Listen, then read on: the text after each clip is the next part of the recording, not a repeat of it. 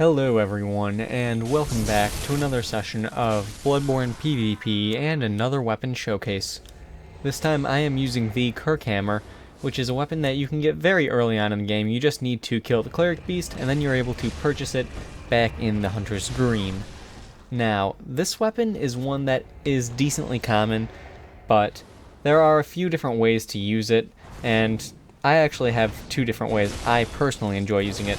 A very common way that a lot of people like to use this weapon is actually to, not infuse it, but to use arcane blood gems. I've been playing a bit of Dark Souls 2 recently, excuse me if I misspeak like that again.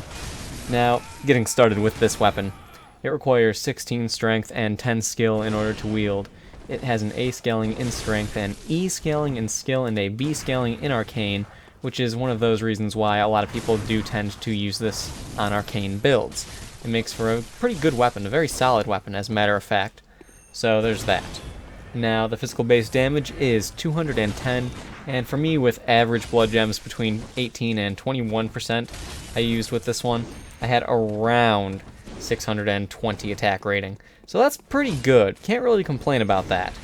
Now, as I said before, elemental blood gems for arcane builds go well with this weapon due to that scaling. For this video I only used physical scaling blood gems. I used the base, regular percentage increase ones, but for some of the fights I actually used thrusting increasing blood gems and focused on using the R2 attacks with the longsword form, the first form that this weapon has. So it adds a bit of variety to how the weapon is used, and it's pretty cool, honestly, how it can change the dynamic of the weapon. But let's get started with the pros. Now, the first form of this weapon, it has some fast sweeping R1 attacks, decent for people who dodge frequently, decent for R1 spamming a tad bit, and it does a fair job. It's nothing special though. The first form also has good, strong thrusting R2 attacks, which as I mentioned, for some of the fights I am using thrusting damage increasing blood gems, so the rest of the damage will appear weak. However, the thrusting damage will hit very high, easy 500s with uncharged R2s, and even a 700 or 2 at some points throughout the video. So that really goes to show thrusting blood gems can be quite good. So there's that.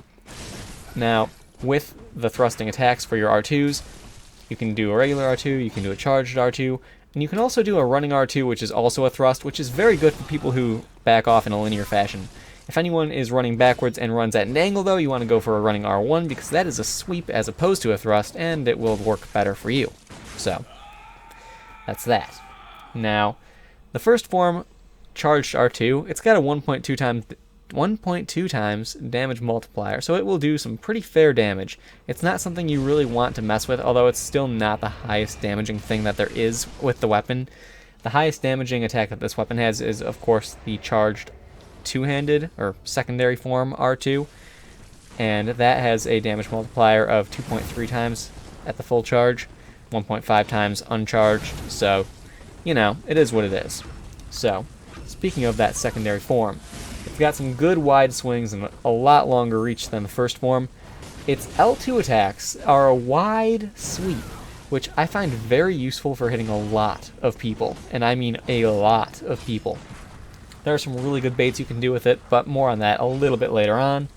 The secondary form attacks, they've got really good hyper armor, some of the better bits of hyper armor in the game comparable to Ligarius's wheel, so there's that as well. And that's really all I've got for the pros. Cons of the weapon, in the first form, its damage is a bit lacking at times, and, it is what it is. It should be expected. It could use a little bit more damage, but oh well. In the secondary form, however, the damage is very good. It's very solid. However, you're lacking in the speed department, which makes sense because you're using a giant hammer. So, it's just what comes with the territory. It makes complete sense for what the weapon is. So there's that. And I'm sorry if you can hear Lacey barking. I do apologize. Now, as I was saying earlier about the secondary form and its L2 attacks, it has a very wide and damaging sweep attack. So that attack will hit a lot of people if you can bait them into it. So what I recommend doing is missing on purpose with an R1 attack and following it up with an L2. People will run into that on their own all the time. Works like a charm.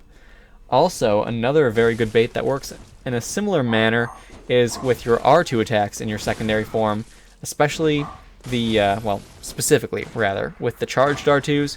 You do a charged R2, it misses, oh well. Follow it up. Do a second R2, because that swing around will catch a lot of people off guard. It will catch many people off guard, and they'll run into it of their own accord, and it works perfectly fine for you. In a lot of cases, you'll end up trading with the person, but because of its damage multiplier being 1.4 times, chances are you'll out-trade them because they'll be coming in with a normal R1 attack or a dashing attack of some kind. So, it is what it is. It works well. Just trust me on that. And if you don't, well, take a look at the video for examples. So, that actually is just about all I've got to say about the weapon. That fight was the one that I mentioned that had that 700 damage in it. That was a nice one. But yeah, this is the last fight in the video, guys. I hope you enjoyed it, found it helpful in one way or another.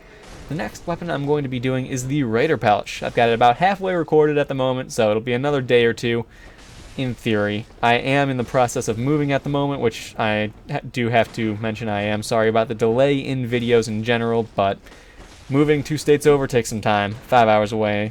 Gotta pack up all of my stuff.